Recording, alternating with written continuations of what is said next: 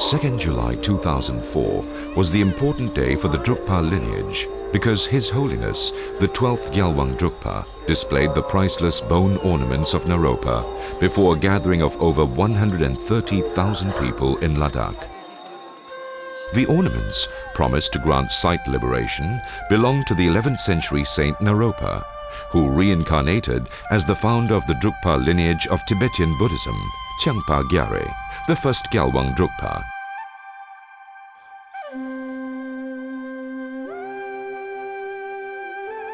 Many local Himalayan people and His Holiness's foreign devotees began individual preparation at least a few years before this auspicious event. His Holiness authorized Lama Nawang, his representative in Europe, to organize the one-month pilgrimage related to the Naropa Ceremony for all his foreign followers between 23rd June and 20th July 2004.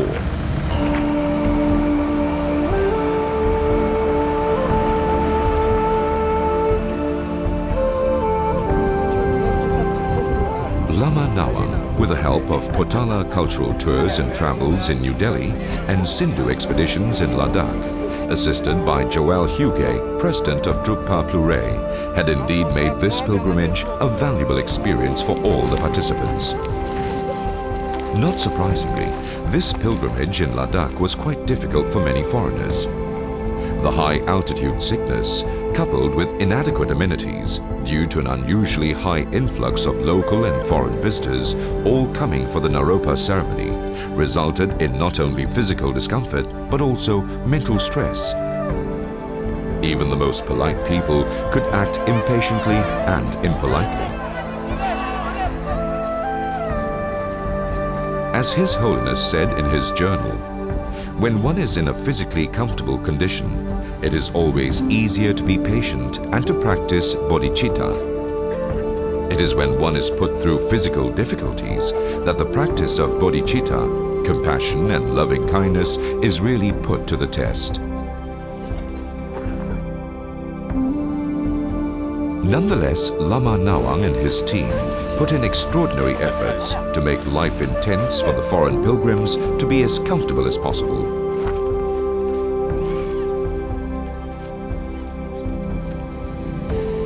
With over 700 tents pitched in the compound of Naropa Palace in She, 60 makeshift toilets and 60 makeshift bathrooms were temporarily constructed near to the tents.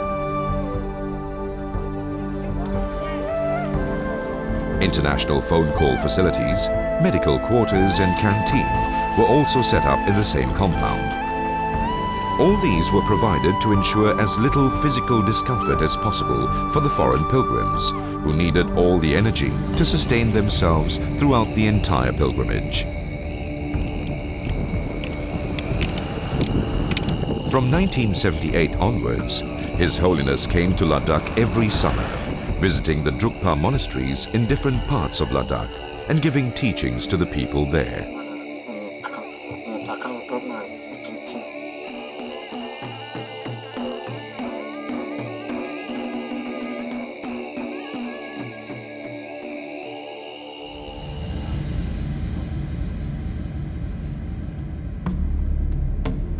Ladakh is not just a place of monasteries and holy caves where great masters practiced and lived. It is also a secret land of Dakinis, or enlightened female beings. According to His Holiness, there are many sacred self-arising images and monuments built by the Dakinis as spiritual supports to genuine practitioners of different ages. For example, along the way to Kortsa, there are at least 4 to 5 highly visible sacred sites built or manifested by the Dakinis. Located halfway from Leh to Himya, along the Indus River, there is a self-arising image of Mahakala, clearly noticeable on a wall of a cliff. As Naropa was the direct emanation of Avalokiteshvara, the Bodhisattva of compassion, His Holiness felt that it was necessary to conduct a 7-day Drupchen, or a great accomplishment ceremony, based on Avalokiteshvara. Because of this, His Holiness arrived in Leh, the capital of Ladakh, from New Delhi on 23rd of June 2004 2 days earlier than expected.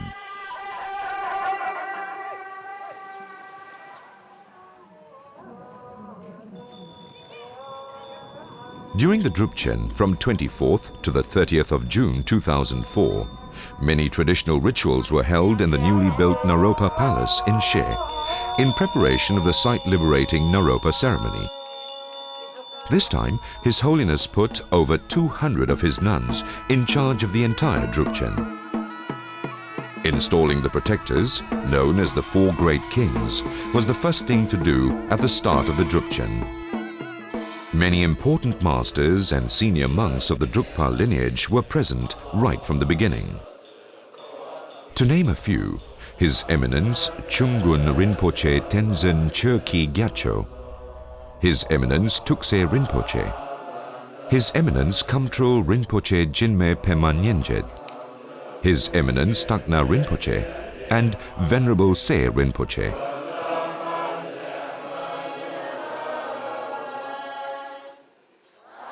While the nuns continued the Drupchen in Naropa Palace in She, His Holiness and the pilgrims moved to Hemis Monastery on the 28th of June 2004, viewing the unfurling of the 300-year-old Guru Padma Sambhava Tanka, displayed once every 12 years.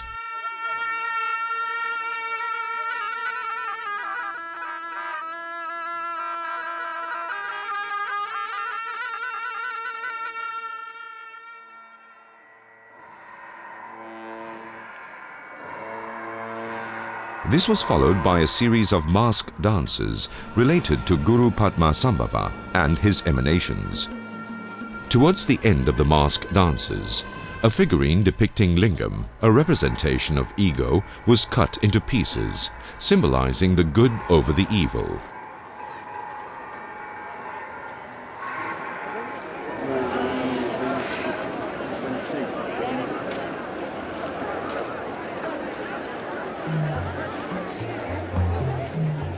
Despite the overcrowded situation, with over 80,000 people all trying to squeeze themselves into the tiny compound of Hemis Monastery, most managed to have their own little tour of the monastery's many shrines, which housed some of the most valuable statues and texts of the lineage and of the entire Tibetan Buddhist history.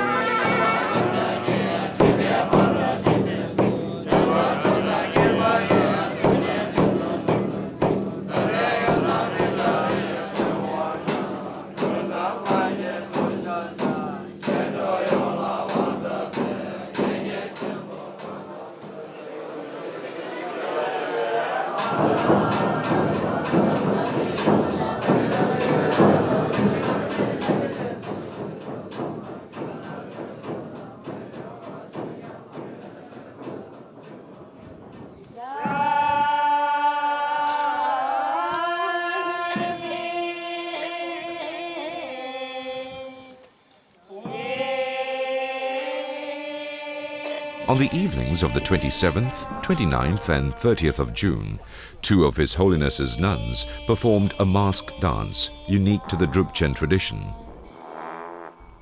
The masked dance, or cham, was to remove obstacles and negative forces which might obstruct the ceremony and disturb the practitioners.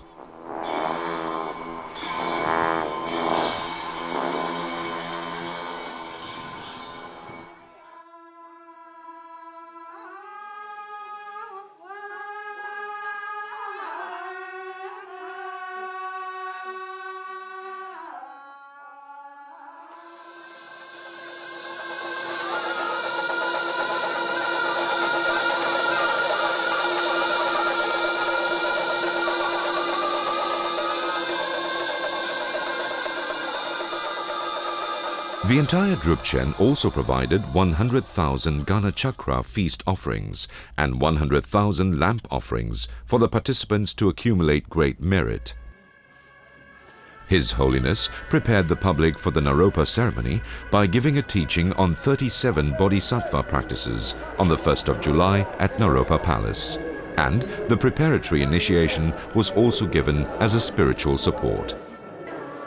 The next day was the Grand Naropa Ceremony, which saw over 130,000 people in the open compound of Naropa Palace.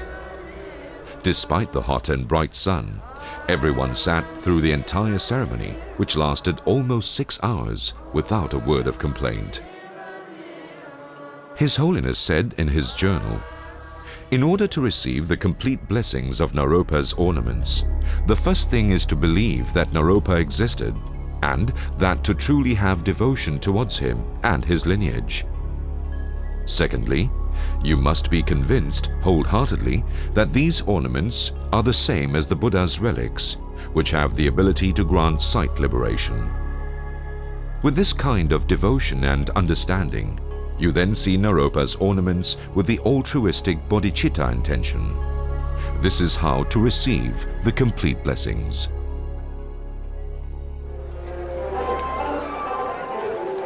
The local villagers of Ladakh and Kinnaur gave spectacular cultural performances, giving a light moment amidst the series of rituals and ceremonies.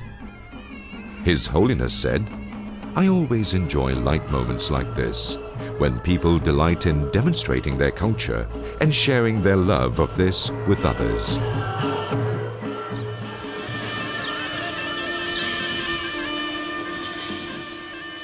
Later that evening, at the request of the local She community, His Holiness and his entourage of Rinpoches, monks and nuns went to a holy pond just beside She Palace to make offerings to the Nagas living there.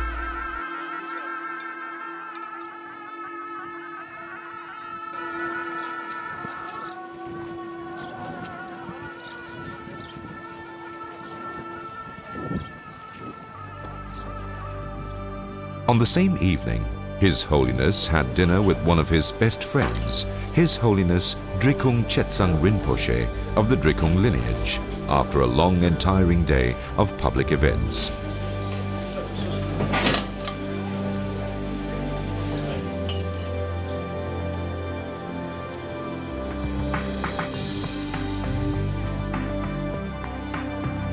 The next morning, while the crowds queued orderly to enter the Naropa Palace to view the mandala of Avalokiteshvara and the crown of Naropa, a small accident caused a few minor injuries.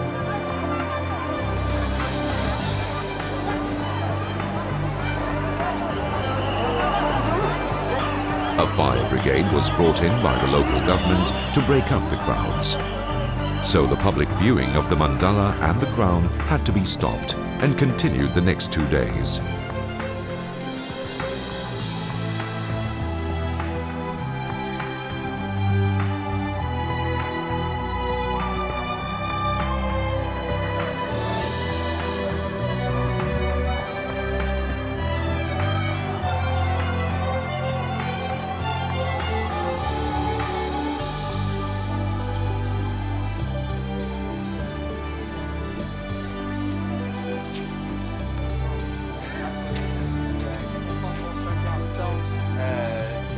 En place pour enfants. Le premier bâtiment sera fini en fait, c'est ça? Oui, oui, non, tout à fait.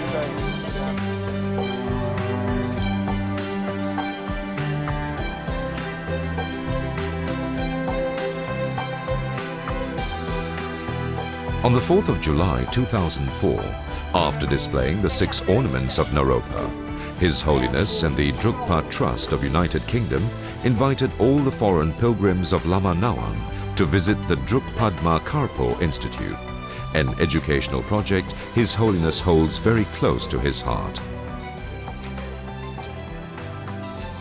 We are hoping, not only hoping, but we are projecting that entire building will be built within, 7 to 8 years.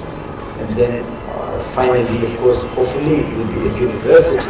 So then it will serve the entire world through the skill of entire education and knowledges, not only the knowledges of Ladakh itself, but others also. Thank you.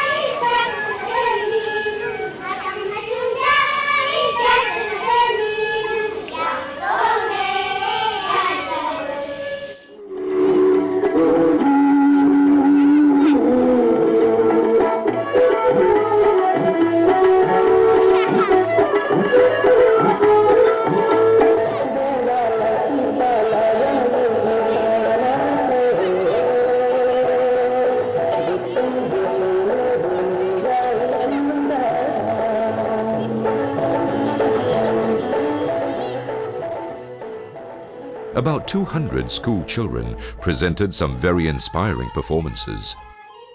Everyone felt that the hope of preserving and upholding the nearly extinct Himalayan culture of Ladakh lay with these children.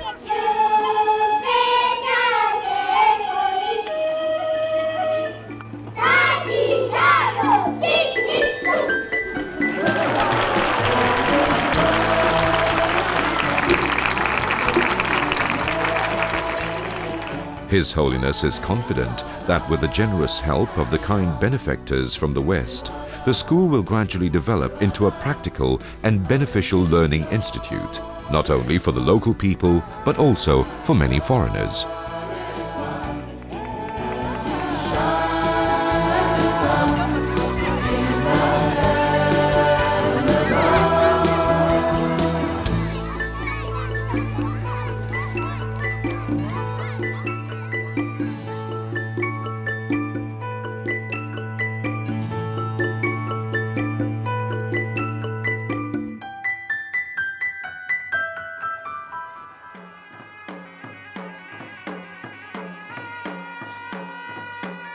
On the 5th of July, after His Holiness collected the 6 ornaments of Naropa from Naropa Palace in She, he took these ornaments to Chendray Monastery.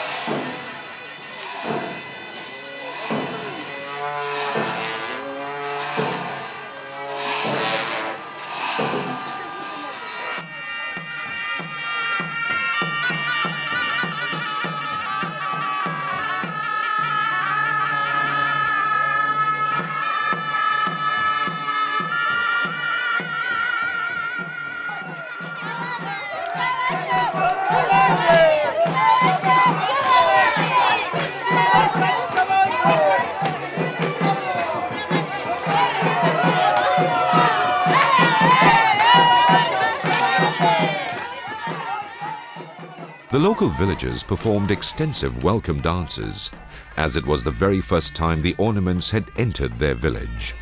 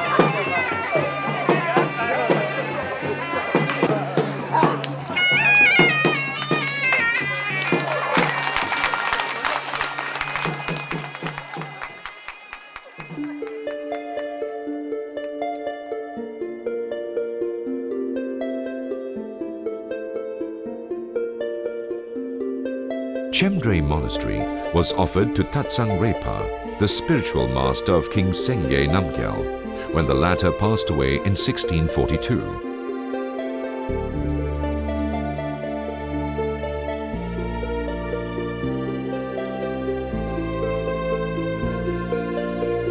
Tatsang Repa turned it into a monastery, constructed statues, frescoes and the courtyard where masked dances are performed.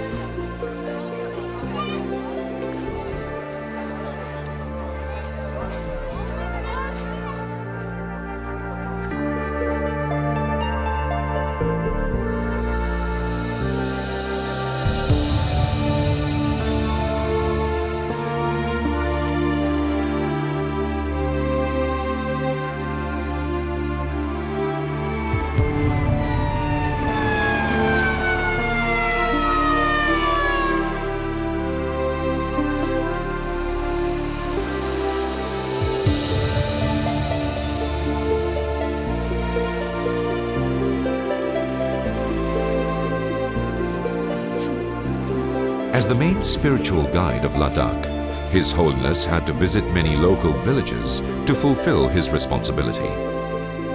During this pilgrimage, just as with his other visits, His Holiness took time off, whenever possible, to see his local devotees and give brief teachings according to their needs.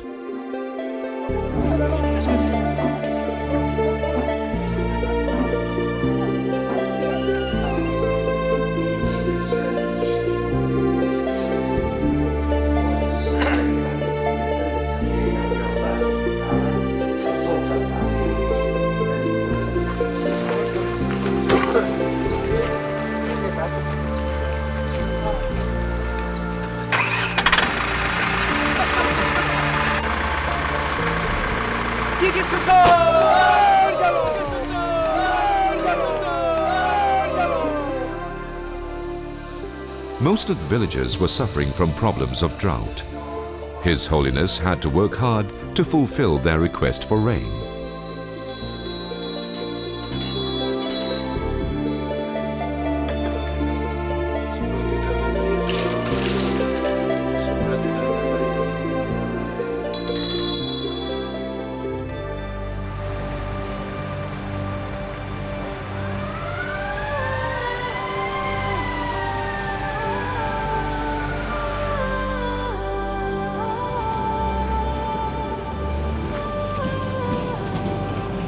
On the way to Khortsa on the 7th of July 2004, with an entourage of monks and over 350 foreign pilgrims, His Holiness again took the opportunity to visit the local villages of Tire, Kere, Kesa, Skidmang and Chumatang and gave simple teachings to the villagers there.